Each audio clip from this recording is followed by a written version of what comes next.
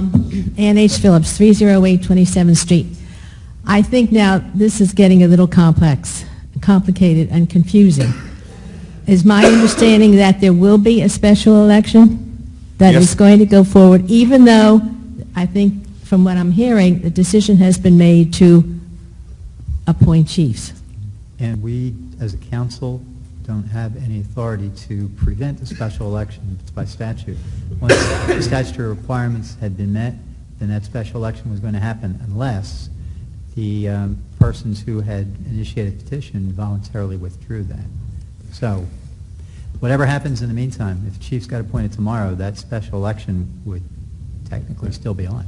And Okay, if well, a that- special election were, if chiefs were appointed tomorrow, you would still have a public safety director. So that's still the question that I think people are interested in exploring. Yes, but I think, just to clarify, in my own position and that of the Taxpayers Association, we certainly don't want to have both chiefs and a director of public safety. However, this having a special election and the cost of it, et cetera, at this point in time does seem to be, in a sense, unnecessary, because you can remove that from the code simply by the vote of council. Right, well, and that taking was- it out of the that was- salary ordinance. And Ms. Phillips, you know that was voted on about 2 meetings ago? That was 3 meetings. The part of the process was it had to come back before council. Council wanted to remove the public safety director from the code. Council had the opportunity to do that at that meeting. However, at that point, we were not, the prospect of having chiefs was far down the road if it occurred Well, at Mrs. all. Phillips, if you've been listening carefully, every member of this council has expressed their support for having chiefs I'm in aware both of the that, police, Mayor Gunther. fire department, and beach patrol. So How- what I'm hearing is that this same members of council, you can't have it both ways. You can't say I'm in favor of having chiefs, but but if we have a public safety director, I don't want chiefs. That makes no sense. You have 3 options. You either have a public safety director and no chiefs, you have a public safety director and chiefs, or you have a public safety director and no chiefs. That's all you have. So you can't have it all every way. You know, this isn't, is it Burger King? Have it your way? You can't do all that. Special orders do. No, well, But wait a minute now. How about letting You're Mrs. taking Phillips part of my finish? 5 minutes. The concept of having both, at this point, a director of public safety and the police chiefs, was because the city manager, and I believe some members of council, did not feel that there was a candidate, someone who would be qualified to hold the chief's position. So in the meantime, the director of public safety was doing a job administratively, and work was being done, and it was allowed. And it allowed the city manager the flexibility and the time to determine whether there were people qualified to fill those positions. Now, however, you know, we have this election that's coming along, and I think we can all agree we do not want to pay for both a director of public safety and 3 chiefs. So you're going to vote, what are you going to do on this special election? That eliminates that position from the salary units in the code, which perhaps it might be wise just to have. But as you have said, and you've all said, you've got positions that you're not necessarily filling, but the legality of the position is there if you need it and you need that flexibility. So Ms. what Phillips, you've got at this point, I know what you're saying, but I don't necessarily agree with that. I'm simply course saying now, it's confused. Well, there was one, never mind. There was, it is going to be confusing to the voters at this point, because it appears that the process of appointing those chiefs is going to go forward. So if you don't want both, and you think, well, then why not vote to support it? However, if I think that there might be some advantage in having the flexibility of that position within the code, et cetera, then I'm going to vote no. You know, it's really ridiculous when you look at it. May I clear something up? The interview process takes some time. So on May, is it the 13th that the special election is? Yes. If it gets voted out of the code, you know, if people go and say, yes, let's change the code and get rid of the Director of Public Safety, I won't have anyone the next day leading the department. So I need to really start this interview process now to prepare in case it does get voted down. At this point, as the manager, I'm very supportive of the Director of Public Safety. I have been. I think Director Howard has made a lot of improvements in the department. I would think that it would be good to keep the director around for some period of time. At some point, yes, I would like to have chiefs too. But if there was no special election, I wasn't planning to terminate the director position myself at this point. Okay, all I'm saying, But thank you for in that. order to have transparency for the public, I think we once again, people have heard a lot of different messages. And remember, we have not had a public safety director as a standalone position for a decade. We have not had someone in a standalone However, it's public been there, yes, well. position. Has not been filled by an individual as a standalone position for a decade. So what we're hearing is, and you know, you can't say everything on a subject and be on all sides of the issue. What we're hearing is we want chiefs and we want a public safety director. So from a taxpayer's perspective, you're looking at an additional cost for a public safety director and chiefs. And by the way, if public safety director is removed by the voters on May 13th, the highest officer in that department, who is really the acting department head right now. It's a captain. Well, we have acting Chief Cox. You have 4 captains that are acting as chiefs right now that the citizens, because of the way this is structured, are paying for as acting chiefs every time they act. And you have a beach patrol person you're paying to be, quote, the department head, but we don't want to call him the chief. So you tell me, Mrs. Phillips, how this is to the advantage of the taxpayers. Well, what I'm going to say is it's going to be somewhat confusing to the voters. If they don't understand all of the factors in what's going on here, they're going to be voting for something maybe with partial knowledge and partial misinformation. And it's gotten more complex because you can eliminate, if they vote yes, the position will be eliminated, and then council has no flexibility in the city manager and no choice. If it goes the other way, you don't eliminate it, well, we're still where we are now. And even if it's not eliminated, you don't have to appoint somebody in that position once the chiefs are appointed. But I'm saying when people go to the polls, they're going to be looking at this and think, you know, what's going on here? Well, I think you have to give people more credit. No, it's not saying that you're underestimating people's intelligence. No, I'm not simply saying that. saying that it's I a think much people more see this issue very complex. clearly. It's much more complex than it was before. And I can understand the city manager's position in terms of timing and what she has to prepare for, and regardless of the situation and the result of the vote. So on that point, Mr. Pusey brought up the same question that was item number 1. I have 4, now I have 3 left. Go ahead, I'm and sorry. I'll do it as quickly as possible. Number 2, what is the status of negotiations on the expired contracts? There has been no update provided to council. There's been a series of negotiation sessions that were scheduled and that have been postponed by the PBA. I'm supposed to meet with them again, I believe, on Mondays, the next negotiation session. I'm hoping that remains standing. The fire has not come back to us with any negotiation dates. Our labor attorney and their labor attorney have met on behalf of the city and behalf of the union on both of our approval to try to weed out a few issues that we might be able to do as a memorandum of understanding before the actual contract starts getting negotiated. But there has been no sessions yet between the city and the fire. The lifeguards have been coming around very well. We've had a couple of sessions. They recently they became part of the AFSCME union group, and that's working out well. They're getting contracts together, and we are coming to some nice concessions with one another, including that the lifeguard pension board's planning to meet this Saturday to go over some of the issues, including changing the pension requirements that are both advantages to the city and to the union. So that's where we're at right now. Okay, thank you. And it's my understanding from what's been said tonight that because of the dates on these contracts that the 2% arbitration cap would still be applicable to the new contracts. Is that correct? Yes, as per advice of our Labor Council, which I just discussed with him last week, he said this sunset provision only applies to contracts that opened on April 1st or after.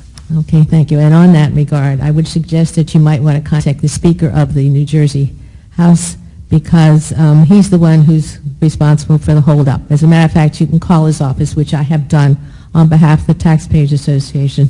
Also contacted Assemblyman Mazzio and Brown. Okay, item number 2. The status of Captain Cox's issue. I can't comment on Captain Cox or Acting Chief Cox's position because that's in litigation. Okay, so this is still ongoing, is that correct? Yes. Okay. And the final one, at this time, what is the additional amount over the 2013 budget that has to be raised by taxes for the 2014 budget? And that amount, the last time I was told, was $717,626. And I believe the last meeting I had the impression that there was going to be some work to try to reduce that amount.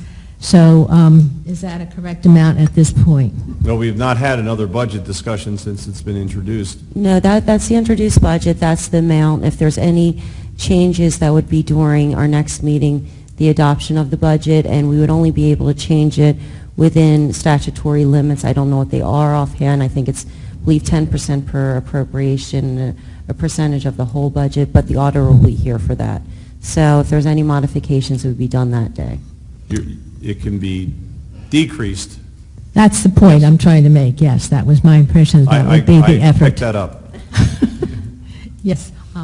One more thing, which I think is very interesting, is that the amount appropriated for the golf course exceeds this amount. So I think that should give you all pause as to the relationship and the impression, the opinion of the taxpayers concerning the amount of money that they are now going to put in to subsidize the golf course. Thank you. Thank you, Ms. Phillips. And once again, let's make sure we put it in the context of the year that the golf course budget is based on. When we have that discussion, so that people understand it is the loss that is associated with Sandy. Right.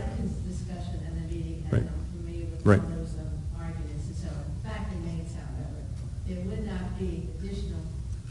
Come up to the microphone. No one could hear you at home, Mrs. Phillips. I do remember the topics that were discussed Right. concerning that. However, the fact remains, and I think taxpayers will see, that the amount that is going to be appropriated and they have to pay for the golf course exceeds this amount, additional amount from the 2013 budget that now has to be put into the 2014 budget. That, I think, is a major, major statement, in fact, that people need to be aware of and give a lot of thought to. Right. Thank you. And thank you, Ms. Phillips. I appreciate that, and hopefully people will review all the facts when it comes to the golf course. I have a comment I'd like to make as a follow-up to what Mrs. Phillips was talking about, specifically on the questions about the public safety director versus chiefs. Let me clarify. We hear comments coming from our mayor that people are trying to have it both ways and that we want both public safety director and chiefs. It's very clear what council has wanted. Council has said this. A couple members of council have said from day one they want chiefs, no questions asked. Others said let's explore the public safety director. But everyone has consistently said the preferred system would be one where you have chiefs. That said, what the city manager has done and is doing is to go through the process to make the determination whether there are in fact people who, in her estimation, because she is the appointing authority, fit the bill to be the chiefs. And that's been a discussion that's been had here many, many, many times. I'm not going to repeat that. The people who have been to these meetings and listened have heard the issues and the comments on both sides of that. And wherever you feel, or whatever you feel about it, it's a legitimate issue and a legitimate concern. So our city manager is doing that. Where will that process take her? Will she find the right candidate, people that she feels comfortable with in both departments? I don't know. She said she does not know. She's optimistic, I'm sure, And she's certainly going to do as widespread an effort to interview and find out if there is somebody who fits the bill in both departments. But if it didn't work out that way, having a public safety director position gives her at least the option to have somebody in a position roughly comparable to that of the chiefs in whatever additional period of time it would take to find people that you felt were suitable to be the chiefs. What the special election does, what the petition does, is artificially try to, but as I'll point out in a second, it does not, succeed in limiting her options and basically forcing the issue and forcing her, even if it was in her judgment that one or both the departments, the candidates who present themselves in one or both departments weren't suitable, but the intention of the petition is to force her hand so that there's no alternative. Well, if the petition is successful and if the public safety director position is eliminated, that does not compel the manager to appoint anybody or any specific person to be the full-time chief. Yes, there will be people within the departments who will assume the functional equivalent of the chief's role, and the manager could then, as she can now, could appoint acting chiefs or interim chiefs or whatever other label you want to put, and there would be people who would be at the head of those departments. The issue, remember back to the very beginning, is that people, one after the other, came up to that microphone and said, we want a full-time chief, and unspoken, but also part of that was that they wanted it to be people of their designation. Well, the manager, in my view, is doing exactly what she should do. She knows and has known, and council's been consistent in saying that if it's possible to have chiefs, chiefs are the better way to go. She's going to interview and take that process through the steps it needs to go through and make a determination. In the meantime, the only thing that could be accomplished, in my view, by voting to eliminate the position of public safety director is that you eliminate a person who right now, day to day, is performing a valuable function and is assisting her, and removing that position and that person isn't going to get the result that people, although they don't come out and say it, want, which is the ability to designate who will be the full-time chief in both departments. We can get to that point, and we probably will get to that point. I'm optimistic, and I think there's plenty of qualified people out there, but it's going to be the manager's call, and I don't see any benefit to the people, again, and we're already going to be in the hole from having to pay for a special election. I certainly don't see any benefit in removing a position simply because that's something that you may have the ability to do and because you think it's going to compel the end result that you want. Well, it won't. Rick, if I... Could I ask one question? Dan or Jennifer, in each department, we've got the police, fire, and the beach patrol. Now, we had statements, I think, from both of you that in one department, there was nobody qualified. Do you feel that there's qualified personnel to be chiefs in those three departments, in-house right now?